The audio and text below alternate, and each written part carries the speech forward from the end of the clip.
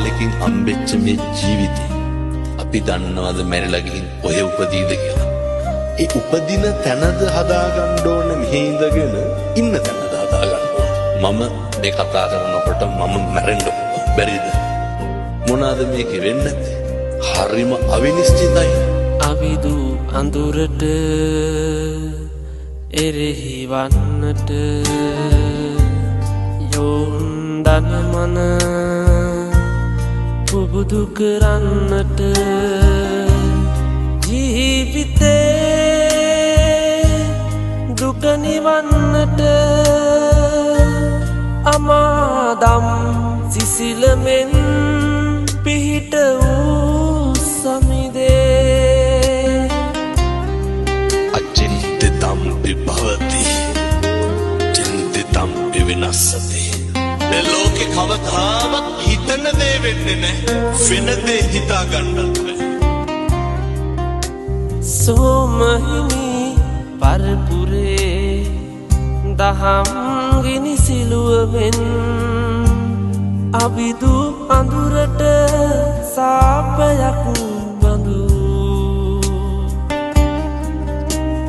නුඹයි අපගේ හදවතේ දුක් කන්ද හලු කරලු යොවුන් අද සක්මනේ ඇවිදින් පිරිත් පැන් සරණං ගච්ඡාමි ධම්මෝ සදං සමන්නත්ති ඒතං විමත භික්ඛවේ ඖෂධේනං ධර්මේමයි. එක පානේ කරන්න.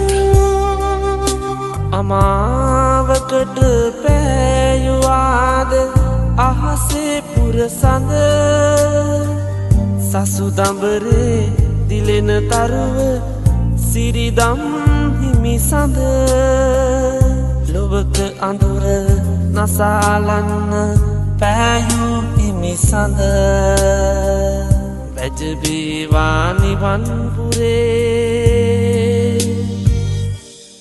අපේ මහිමි සඳ. තථාගතයන් වහන්සේ අසංඛ්‍යය වූ කල්ප ලක්ෂ 4 අප්‍රමාණ විදිහට කැපකිරීමක් කරේ. වෙනත්නේ දරුවෝ දන් දුන්නේ කවුරු වෙනුවෙන්ද? අපි වෙනුවෙන්.